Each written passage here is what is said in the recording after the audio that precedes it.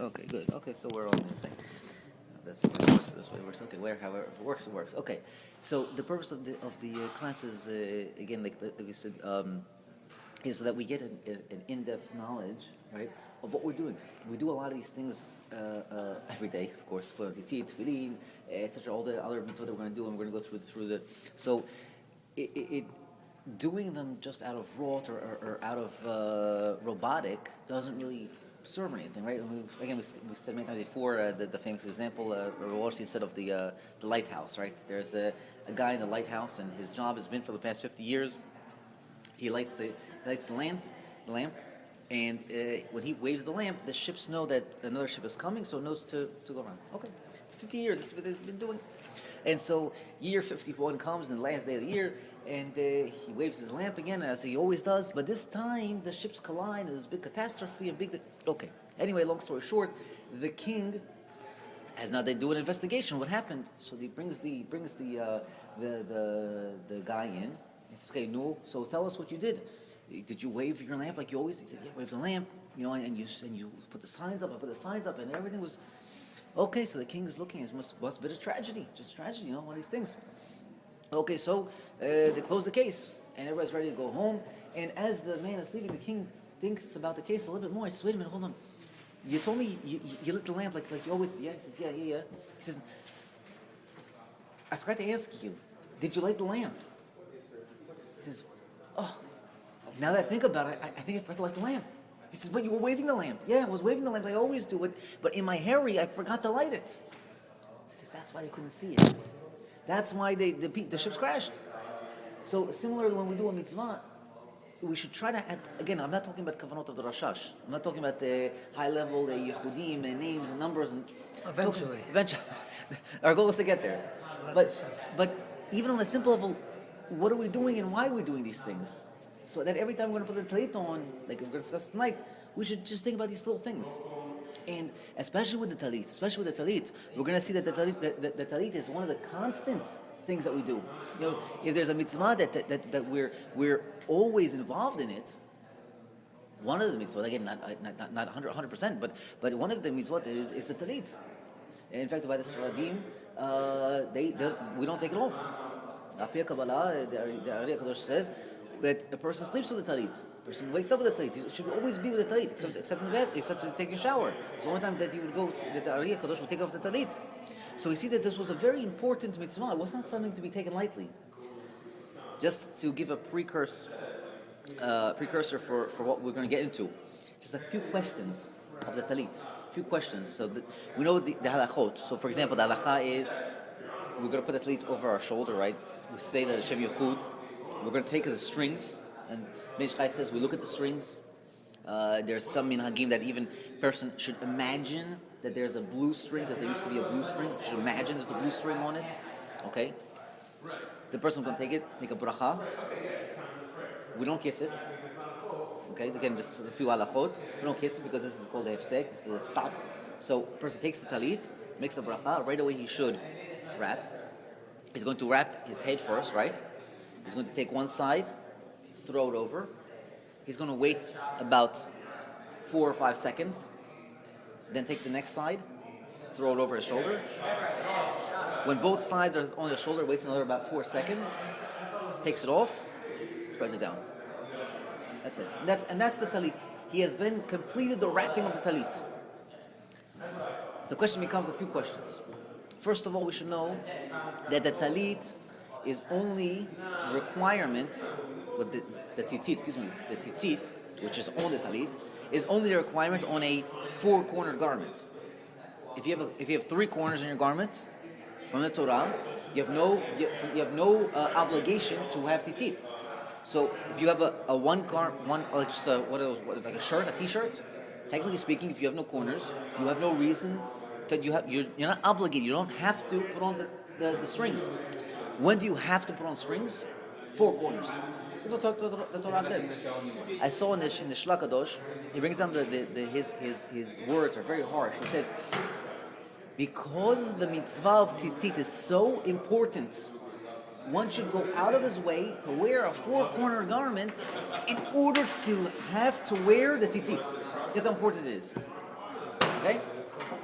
And this is very odd because you won't find another mitzvah where you have to force yourself to become obligated. It's weird. It's like in order for us to have to do a lulav, we should have to jump up and down. And if you jump up and down, you're going to put the no. You don't have any mitzvot. That doesn't exist. The only time that you have to do mitzvah is a time. There's a certain time for every mitzvah. But we never say, make yourself mechuyav, make yourself have to do the mitzvah. We don't do this. So that's the first question. What is going on here? Another question is, like eating when you're not hungry. Yeah. Well, again, so that's a good example because there is one day where right on the day before Yom Kippur, right. So you should eat, right? So, but here you're in order to become here. Like what makes you obligated? The day. On the ninth, once the ninth hits, you're automatically obligated. Right? But I mean, like someone would say, like, okay, you're going to eat, so you can make a bracha on right, food, but right. not like because you actually want to eat it. Right, exactly. So make yourself mechuyav. Right. So that's a great example because we're going to get into that. There's something about that. There's something about us wanting to become mechuyav, wanting to become obligated. We want to become obligated, so therefore we're going to do a certain action in order to come under the Torah obligation. Okay. Another big question is that we asked is, if the whole thing of the talit is called a talit, why in the world do we make a bracha on mitzvah tzizit? Nowhere do you find a bracha on mitzvah talit. Doesn't exist. There's no bracha like that. It's all about the tzizit. Mitzvah tzizit, tefa tzizit. But nowhere do you find about a talit. What's going on? Right? Another question is, what is this blue string here? What is the blue string? What is it doing? What is it about? We don't have it anymore. But the Ben Ish Chai goes out of his way and tells us, one should imagine that there's a blue string in there. Ad kedei kach. Up until the point. You should imagine blue string. What's going on? Okay. So we got these questions out of the way. Again, another free idea is, well, a lot of times we do physical actions, and we know that they have a spiritual ramification. They do something upstairs, right? We do something down here, and they do something upstairs. So last week we read about the parasha of Lech Lecha, right? So the first pasuk tells us that Abraham is told, Lech Lecha me'artzecha, go from your land, right? Mimoladetecha, from your birth land, me'eretz avicha, from the land of your father, El la'aretz asher ar'eka, to the land that I will show you. That's the first verse. So this is brought down in the Be'er Maim Chaim. The Churn of Rabbi, he says like this.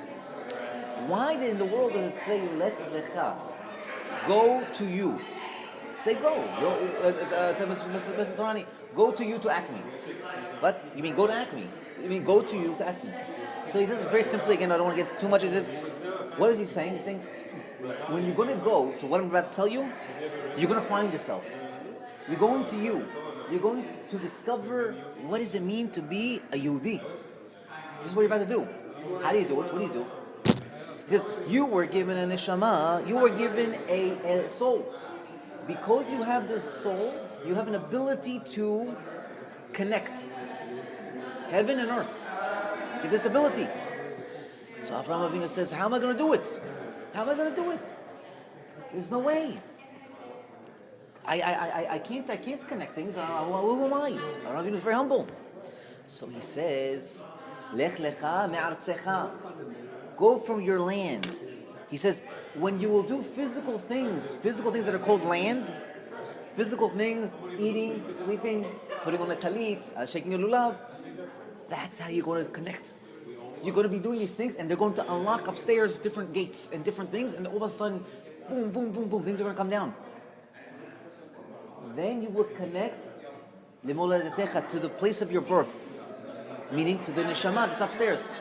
You will connect.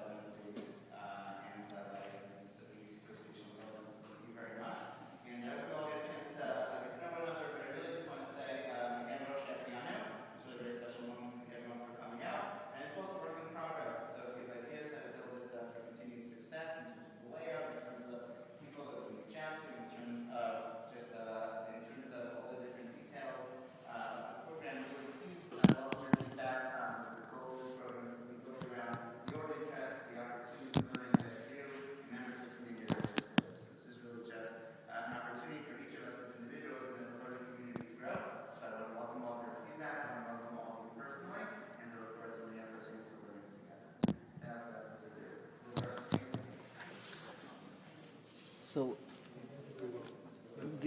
again, in short, we're able to, by doing physical acts, we're able to connect upstairs. So let's now discuss the first physical act that we're actually going to be doing is the talit, right? And so the BIH opens up with those halachot of the talit, right? The first, in terms of what do you mean by the first? Well, the first big action that we're going to be doing of our to jumpstart the day, right? We're going to do the dime. We're going to do the dime. Yeah, and we're going to discuss actually in a later shuir the ramification of that. It's also again nothing is simple in Judaism. We make everything out complicated, and everything has to do, especially when you're talking about, like we just said, you're able to connect heaven and earth. Well, I don't see any heaven and earth coming down. Because every action has in it, unlocked inside of it, a godly message. And our opportunity by learning these things is to unlock those things, unlock the messages, basically. So we're going to be given tonight, and the set of these shurim the purpose is to get a code. And you're going to be taking this code, and every time you're going to be doing action, you'll be able to unlock through these codes the action, what you're doing. Make sense? So he begins with the talit in the parsha of Bereshit, and so again, like we said before, the BIH used to give these halachot for 4 hours every Shabbat. But again, I see from last time we started with 12, we went down to. I think we scared people off with the hours. Yeah, that's the one who told me to come. I'm surprised he isn't here. He's the one that giving me updates all day. It's because of the government shutdown. Everybody's like, but he knew that halakha itself was very dry, and people needed something behind it. So he would give a hagdama, a pre thing, and the pre thing was. The problem is that he writes Apir Kabbalah. Everything is very, very deep. So to explain his 1.5 pages, we're going to need like a 4-hour class. Okay, so we'll try to condense it into less than that. Okay, so we'll start like this. God creates Adam. Okay, He creates Adam for what purpose? And again, this is if you look in the Mesiyat Yesharim, chapter 1. This is what it is about. Chapter 1, this is what we're going to talk about. Mesiyat Yesharim, chapter 1. I think he says there, Yesod. Well, I that's what I thought it was. It wasn't Yesod. Right. So that's actually what if we would title this class, we would say Yesod HaYesodot V'Shoresh HaAvodah. Right. The secret of all secrets, the foundation of everything you're about to do, and the source of all of your avodah Hashem is actually found in the talit. So tonight, Be'ez Hashem will unlock the entire secret of physicality. That's the talit in a nutshell. The secret of physicality is the talit. Does that mean that there's an inyan to tie your own talit? Like you should write your own separate talit? For sure. Yeah, because again, there's going to be certain kavanot. I don't know if the guy who wrapped my tzizit, did he do this, or is he just a mikzoah? Is he mikzoi? That's his job. So he wraps. He knows that he's good with fisherman knots or whatever. I don't know. Assuming he does, but who knows? I don't know. Right? Okay. So God creates Adam, and the whole purpose that He creates Adam is to give him good. Give him good. That's all. I want to give him good. Right? We know a person has